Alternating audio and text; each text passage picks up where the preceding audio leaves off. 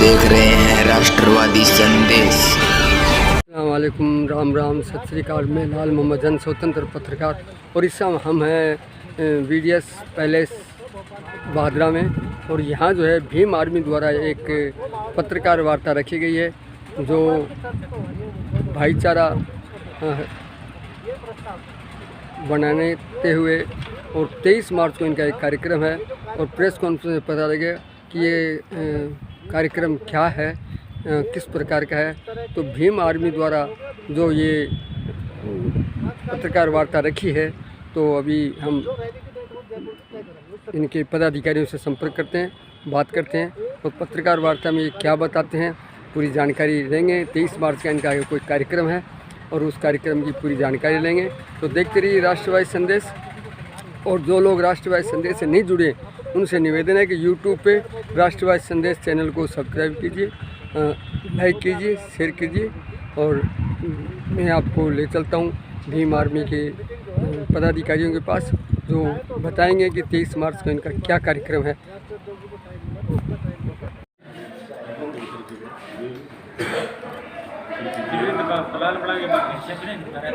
आज़ाद समाज पार्टी का चुनाव राजस्थान में। हमारे साथ में हमारे राजस्थान और मध्य प्रदेश के प्रभारी हैं एडवोकेट रविंद्र भाटी जी, हमारे भीम आर्मी के प्रभारी हैं भाई अनिल धनवाल जी, और हमारे प्रदेश के अध्यक्ष हैं प्रोफेसर राम लखन मीणा आज़ाद समाज पार्टी। आज जो प्रेस वार्ता है वो हमारे माननीय राष्ट्रीय अध्यक्ष आज़ाद समाज पार्टी और भीम आर्मी के संस्थापक एडवोकेट चंद्रशेखर आज़ाद जी का 23 दिसंबर को शहीदी दिवस के अवसर पर, या भादरा में 23 मार्च को शहीदी दिवस के अवसर पर भादरा में सामाजिक न्याय सम्मेलन है। और ये उस कड़ी में है जो अभी पार्टी ने, जो पार्टी की राष्ट्रीय कोर टीम है, कोर कमेटी है, उसने डिसाइड किया कि जो अभी भोपाल में हम लोगों ने सामाजिक न्याय को लेकर एक बहुत बड़ी रैली की थी, उसी तर्ज पर जयपुर में सितंबर अक्टूबर में एक बड़ी रैली होगी। उसी क्रम में 7 सम्मेलन हम लोग 7 संभाग में कर रहे हैं। उसी कड़ी में ये सम्मेलन है शहीदों को शहादत देते हुए। और क्योंकि यहाँ एट्रोसिटी की घटना बहुत हुई है, चाहे इंद्र मेघवाल का मामला है, चाहे जितेंद्र मेघवाल, ओम प्रकाश रेगर का, कार्तिक भेल का, हर्षदीपति वाल्मीकि का, और अभी जुनैद और नासिर की हत्या का है। इन तमाम मामलों पर जो प्रदेश सरकार और मुख्यमंत्री भेदभाव कर रहे हैं, मौतों में भी भेदभाव कर रहे हैं। और एक तरफ उदयपुर में जो वो 50-50 लाख रुपए देते हैं, खुद उनके आवास पर जाते हैं सांत्वना देने के लिए, सरकारी नौकरी देते हैं। दूसरी तरफ इनमें से जो मैंने नाम गिनाए हैं, चाहे वो SC ST के लोग हैं और चाहे माइनॉरिटी के लोग हैं जिनके साथ जाती हुई है, वहाँ ना तो कोई 2 शब्द मुख्यमंत्री के मुँह से निकलते हैं संवेदना के, और ना अपराधियों की गिरफ्तारी होती है, ना न्याय मिलता है और ना मुआवजा मिलता है। तो इस भेदभाव के खिलाफ आज़ाद समाज पार्टी और भीम आर्मी निर्णायक लड़ाई लड़ेगी और हम इस मुद्दे को चुनाव तक लेकर जाएंगे। तो क्या सर 2023 के चुनावी वर्ष है ये, तो भीम आर्मी यहाँ चुनाव भी लड़ेगी? आज़ाद समाज पार्टी चुनाव लड़ेगी, भीम आर्मी सामाजिक संगठन। आप बोलो। अच्छा, पहले आप बोलो। एक बार हमारी बात कर दें उसके बाद। बिल्कुल, भीम आर्मी पूरे 200 सीटों पे चुनाव लड़ेगी और चुनाव की पूरी तरह तैयारियां हो चुकी है, बूथ स्तर का काम चालू है। और उसी के एवज में जो ये सामाजिक न्याय यात्रा जो हमारी चल रही है, सम्मेलन अभी बूंदी में करवाया हमने, कोटा संभाग में, और अभी से बीकानेर संभाग में भादरा से इसकी शुरुआत की जा रही है और 7 संभाग में होगा। और 7 संभाग में होने के बाद में जयपुर में बड़ा कार्यक्रम रखा जाएगा जिसमें लाखों के लोग उसमें आएंगे। सामाजिक जो आपका ये कार्यक्रम आप बता रहे हैं, पहले बात हमारी पूरी हो जाए, सवाल बाद में। तो आप फिर कंटिन्यू रखें। हाँ, आप लोग कंटिन्यू रखें। मैं प्रोफेसर राम लखन मीणा आज़ाद समाज पार्टी कांसीराम राजस्थान की तरफ से आप सभी प्रेस के मीडिया भाइयों का स्वागत करता हूँ। हमने जो तय किया है पार्टी और भीम आर्मी के संगठन के लेवल पे, आप देखिए टेक्निकली इसको समझ लीजिए, भीम आर्मी और आज़ाद समाज पार्टी 2 यूनिट नहीं है, एक ही यूनिट। भीम आर्मी हमारी सामाजिक संगठन है जो पिछले 7-8 साल से जनता के बीच में रह कर के काम कर रही है, लोगों के दुख की घड़ी में जा कर के उनके साथ खड़ा हो रही है। उसके बाद हमने ये तय किया कि भीम आर्मी की हमारा जो सामाजिक संगठन है उसको सरकारी मशीनरी जो है दुरुपयोग करके और उनके ऊपर केसेस वगैरह लगा रही थी, तो हमें कहीं पॉलिटिकल शेल्टर नहीं मिल रहा था। तो राष्ट्रीय कोर कमेटी ने निर्णय लिया कि हमें एक राजनीतिक पार्टी के तौर पे हमारा रजिस्ट्रेशन होना चाहिए। और हमने भारत निर्वाचन आयोग में आज़ाद समाज पार्टी कांशीराम के नाम से राजनीतिक पार्टी का गठन करवाया, जो RPA एक्ट 1951 है उसके तहत वो रजिस्टर्ड है। दूसरी बात, जहाँ तक हमारे कार्यक्रमों की है, तो हमारे जो राजनीतिक कार्यक्रम है, हम पिछले 6 महीने से हर ज़िले में सामाजिक न्याय यात्रा लगभग निकाल चुके हैं और उसका सेकंड फेज जो हमने लिया है वो संभाग स्तर पे हम उसको सामाजिक न्याय सम्मेलन के रूप में ले रहे हैं। राजस्थान के 7 जो संभाग है उसमें हमने पहला जो कार्यक्रम है वो कोटा संभाग का नैनवा में बूंदी में हमने आयोजित किया था अभी 18 फरवरी को। उसके बाद सेकंड जो है वो अभी भादरा में होगा, जो बीकानेर संभाग का कार्यक्रम होगा। ऐसे हम बाकी के जो संभाग है उनके स्तर पे भी हमारे कार्यक्रम आयोजित करेंगे और फिर राष्ट्रीय कोर कमेटी डिसाइड करेगी कि जयपुर में हमें सामाजिक न्याय महासम्मेलन, जो 7 संभागों का एक जॉइंट कार्यक्रम होगा और वो हमारा एक राजनीतिक संदेश जो हमको देश में देना चाहते हैं, प्रदेश में देना चाहते हैं, उसके बारे में हमारी आगे की रणनीति तय करें। मैं एडवोकेट रविंद्र भाटी, राष्ट्रीय कोर कमेटी सदस्य, आज़ाद समाज पार्टी प्रभारी, मध्य प्रदेश और राजस्थान। देखिए, आज़ाद समाज पार्टी का निर्माण भीम आर्मी ने जो पिछले 7 साल में संघर्ष किया, सड़कों पे भीम आर्मी ने न्याय दिलाने का जो लोगों को काम किया, एक पहचान बनाई पूरे देश के अंदर। जब सड़कों पे तो न्याय हम लड़ाई लड़ रहे हैं, लेकिन हमारे MP MLA चुनकर लोकसभा और विधानसभा जाए, वहाँ बहुजन समाज की आवाज़ को बुलंद करें, उसके लिए आज़ाद समाज पार्टी का निर्माण किया। और हमने पूरे देश के सामने, राजस्थान ही नहीं, एक ऐसा राजनीतिक विकल्प लोगों को दिया है जो संघर्षशील लोग हैं, मेहनती लोग हैं, न्याय की आवाज़ उठाना चाहते हैं, लोगों की मदद करना चाहते हैं, वो समाज MP MLA बनकर बहुजन समाज को आगे ले जाना चाहते हैं, उनका आज़ाद समाज पार्टी में स्वागत है। क्योंकि यहाँ भीम आर्मी और आज़ाद समाज पार्टी का संघर्ष आपने देखा है, लेकिन यहाँ हमें देख के राजस्थान में एक चीज़ बड़ी अजब लगती है कि यहाँ IPL की तरह फिक्स मैच है BJP और कांग्रेस में, चाहे BJP की सरकार हो चाहे कांग्रेस की सरकार हो। SC SC हमारे दलित समाज के भाइयों पर, OBC समाज के भाइयों पर, माइनॉरिटी समाज के भाइयों पर जो अत्याचार और जुल्म जाति राजस्थान के अंदर हो रही है वो रुकी नहीं है। चाहे अभी करौली में आपने दलित को, हमारे भाई को घोड़ी पे चढ़ने का मामला देखा हो। आप एक बात बताइए कि दलित फौज में भर्ती हो सकता है, देश की सीमा पर लड़ सकता है, सीने पर गोली खा सकता है, लेकिन अपने स्वाभिमान के साथ अपने गाँव में अपनी बारात में नहीं निकल सकता। इस सामंतवादी व्यवस्था के खिलाफ आज़ाद समाज पार्टी और भीम आर्मी बिल्कुल मजबूती से खड़ी है और 2023 में आपको ऐसे परिणाम देखने को मिलेंगे, क्योंकि लोग सामनाथ और ये जो नागनाथ दोनों पार्टी हैं इनसे दुखी आ गए। यही विधायक उसमें पहुँच जाते हैं, यही विधायक BJP में पहुँच जाते हैं।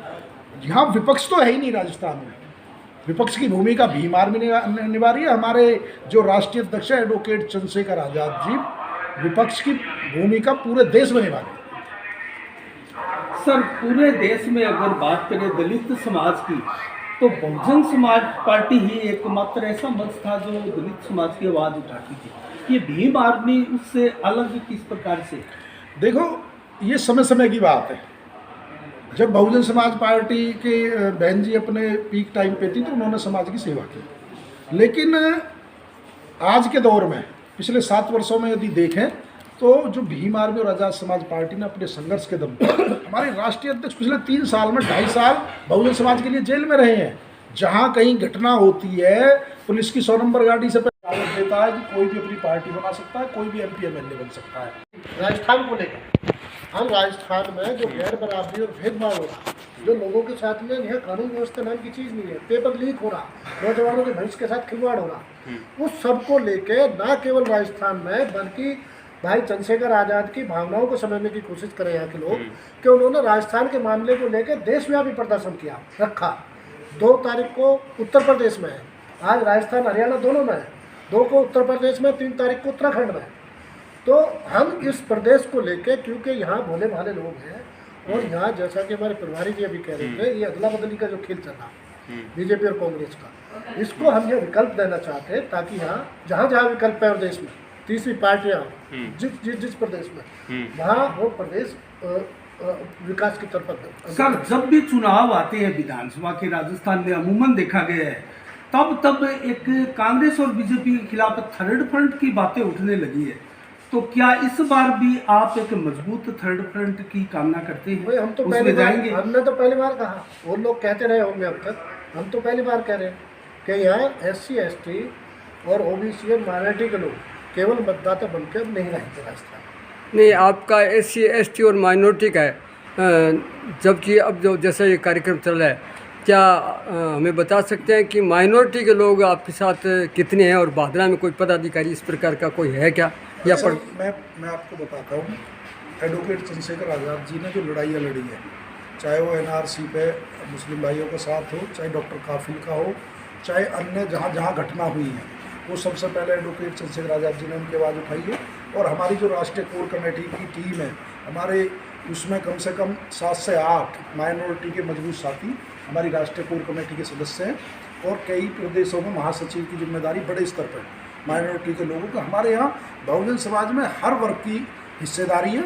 और अभी हमारे एक साथी कह रहे थे कि आप चुनावी साल में आए हो, भीम आर्मी और आज़ाद समाज पार्टी तो बिना MP MLA होते हुए, बिना सदन में होते हुए पिछले 6-7 सालों से, मैं तो राजस्थान में गवाह हूँ, जयपुर बंद हुआ था, आपको याद हो, थाना गाजी वाले मामले में, जितेंद्र मेघवाला वाले मामले में तो चुनाव नहीं थे, तो 2023 नहीं था, जब सारे पार्टी जो जिनको जनता वोट देती है, जिनको बहुजन समाज ने पहले सरकार बनाई जिनकी, वो सारे मौन हो जाते हैं, कोई बोलने का गूंगे बहरे हो जाते हैं, उन्हें कुछ दिखाई नहीं देता, तब आज़ाद समाज पार्टी और भीम आर्मी ने उनकी लड़ाई लड़ी। नहीं, अभी इसको करीब 6 साल आप बता रहे हो। मेरे कहने का मतलब, आप राजस्थान प्रदेश और हनुमानगढ़ ज़िले में, हनुमानगढ़ ज़िले में भादरा में हो, तो यहाँ भी माइनॉरिटी के लोग आपसे कितने जुड़े?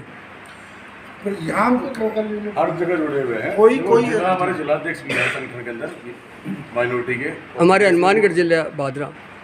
सर वो पर्टिकुलर विषय विधानसभा की बात नहीं हो सकती ना, वो प्रदेश के अंदर है। प्रदेश में भी बहुत सारे पदाधिकारी हैं, अभी कह रहे हो आप, और गांधी बड़ी वाले मामले में पूरी बीमार भी जुटी थी। अभी पीछे जो अपने जो अकबर खान है वो नगर मंडल के अध्यक्ष रह चुके हैं, आयुब खान है वो नगर मंडल के अध्यक्ष रह चुके हैं यहाँ के, और आप कह रहे हो जिलाध्यक्ष थे आजम खान साहब।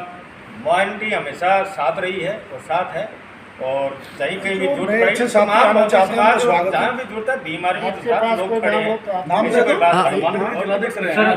यूपी में आज़ाद समाज पार्टी या एडवोकेट चंद्रशेखर आज़ाद का पहला चुनाव था, विधानसभा चुनाव, उसमें गठबंधन की बहुत सी बातें हुई, आपका शायद कोई गठबंधन हो नहीं पाया किसी पार्टी के साथ, चल रही थी बात अखिलेश यादव जी से या संभवतः कुछ और नेताओं से। क्या राजस्थान में कोई ऐसा आपको लगता है किसी पार्टी से आपके विचारधारा मेल खाती है, उससे गठबंधन हो सकता है? आपको लगता है किसी पार्टी को आपने चुना हो? क्योंकि जिस प्रकार से आम आदमी पार्टी दावा कर रही है कि वो 200 सीटों पर चुनाव लड़ेगी, RLP चुनाव लड़ेगी, इसके अलावा बहुत सी क्षेत्रीय पार्टियां और भी है, BTP है, RJD भी है, RLD भी यहाँ पर पहुँचती है, तो क्या दरअसल ये गठबंधन होना या नहीं होना, ये हमारी एक राष्ट्रीय कोर कमेटी की टीम है, और हमारी पार्टी में लोकतंत्र है। सबसे पूरे अपने पार्टी के कार्यकर्ताओं से, जो हमारे कोर कमेटी के सदस्य हैं, उनके डिस्कस के बाद, और हमारे जो राष्ट्रीय अध्यक्ष हैं उनका भी प्रोटोकॉल है, उनका भी अधिकार क्षेत्र है, तो सब लोकतांत्रिक तरीके से उस समय पर निर्णय लेंगे। यदि कोई समान विचारधारा वाला दल हमारे साथ आके इस लड़ाई को लड़ना चाहता है तो उसका स्वागत करेंगे। तो लेकिन ये विषय हमारी राष्ट्रीय कोर कमेटी के सदस्य का अभी से कहना जल्दबाजी है। फिलहाल तैयारी सभी सीटें। सर 2 बार बसपा ने यहाँ 6-6 सीट जीती थी, दोनों ही बार मुख्यमंत्री अशोक गहलोत थे, और सारे के सारे वो बसपा के उम्मीदवार जो है वो कांग्रेस में भी नहीं होते। तो इस प्रकार का जो है वो रोकने के लिए क्या बीमारी? ये सवाल तो आपको जो बसपा के गए तो बसपा प्रमुख बता सकती हैं। और रही बात हमारी, हम ऐसे कितने तैयार हैं हम ऐसे क्रांतिकारी साथियों को लड़ाएंगे जो विपक्ष में रहकर टिके हुए हैं, ना टूटे हैं, ना बिके हैं, ना डरे हैं, ना भगे हैं। नहीं, उनका भी सर यही कहना था, जो 5-7 विधायक थे जो कि कांग्रेस में मिले थे, उनका भी यही कहना था कि हम दलितों की आवाज़ उठाएंगे, दोनों पार्टियों के खिलाफ लड़ेंगे। कथनी और करनी में अंतर होता है भाई, कथनी और करनी में अंतर होता है। हमारे भाइयों ने, हमारे जो नौजवान साथी बैठे हैं ना, इन्होंने सीमित संसाधनों से और पिछले 5-7 वर्षों में अपने आप को सिद्ध किया है। ना तो इनकी सत्ता है, ना इनके MP MLA, फिर भी थाने में जाकर अधिकारों की लड़ते हैं, मुकदमे खाने को तैयार रहते, जेल जाने को तैयार रहते। तो ये तो एक नई फौज भीम आर्मी और आज़ाद समाज पार्टी द्वारा तैयार हुई है, और हमें अपनी टीम पर विश्वास है और गर्व भी है। संगठन बहुत ज़रूरी हो जाता है किसी भी नई पार्टी के लिए, नई विचारधारा के लिए। संगठन आपका कहाँ तक पहुँचा? क्या ब्लॉक स्तर पर संगठन आपका, कब तक पदाधिकारी आपके नियुक्त हो जाएंगे? क्योंकि यहाँ पर मुकेश जी हैं, वो आपके प्रदेश के उपाध्यक्ष हैं शायद, तो उसके अलावा ब्लॉक स्तर पर या जिला स्तर पर हमने कोई बड़ा चेहरा सुना नहीं, संभवतः हो सकता है होगा आपका। तो कब तक आपकी पूरी कार्यकारिणी पदाधिकारी बन जाए? आपका बहुत अच्छा सवाल है। ये जिलाध्यक्ष है हमारे जिले के। मैं आपको भीम आर्मी और आज़ाद समाज पार्टी दोनों के संगठन के बारे में जानकारी देना चाहता हूँ। भीम आर्मी हमारी जो है वो नीचे ब्लॉक लेवल तक उसका संगठन बना हुआ है और आज़ाद समाज पार्टी में हमने जो 33 ज़िले हैं उनको 36 जिलों में, जो बड़े ज़िले हैं उनको 2-2, 3-3 हिस्सों में बांट करके 36 यूनिट्स बनाई हुई है। उसमें हमारी लगभग 27-28 जिलों की जो है वो पूरे ज़िले की कार्यकारिणी बन चुकी है। एक ज़िले में हमने 21 लोगों की कार्यकारिणी रखी है।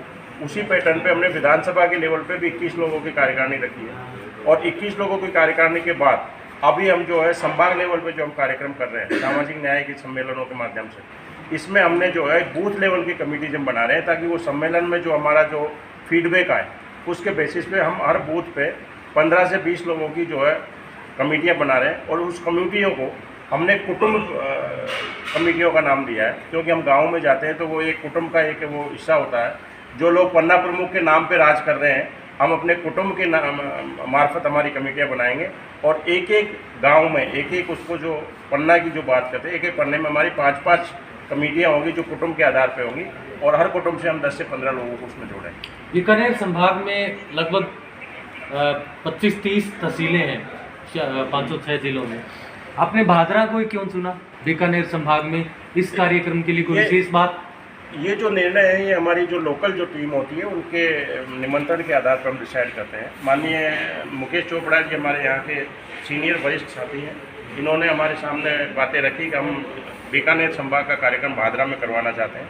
माननीय राष्ट्रीय अध्यक्ष जी के साथ हम सब प्रभारियों का और उनका सबका मीटिंग हुआ और मीटिंग के बाद ये तय हुआ कि हमारा बीकानेर संभाग का जो कार्यक्रम है वो भादरा में आएगा। नहीं, आपका राष्ट्रीय अध्यक्ष भी उस कार्यक्रम में आएंगे? हाँ, उन्हीं के लिए तो कार्यक्रम है। मुख्य अतिथि हमारे राष्ट्रीय अध्यक्ष माननीय चंद्रशेखर आज़ाद जी हैं जो कि 23 मार्च को शहीदी दिवस के मौके पर भादरा की धरती पर पधारेंगे।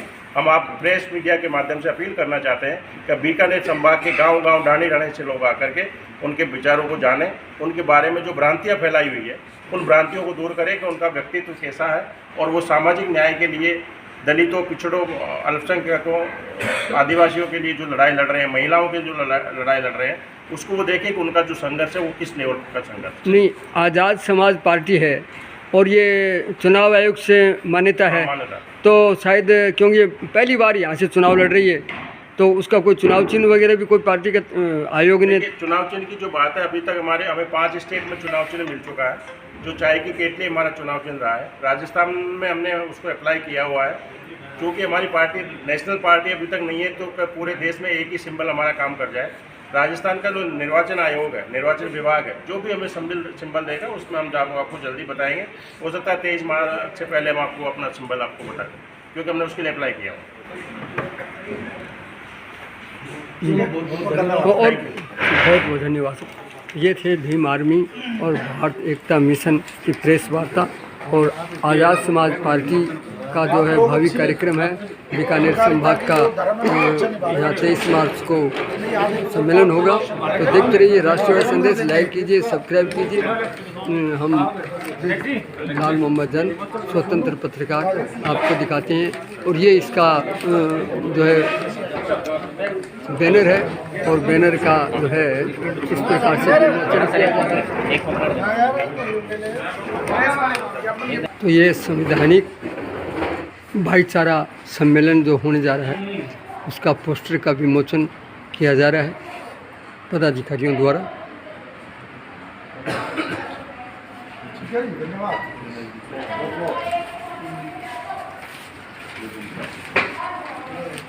आप ज़्यादा से ज़्यादा शेयर कीजिए, लाइक कीजिए। धन्यवाद। जय हिंद, जय भारत।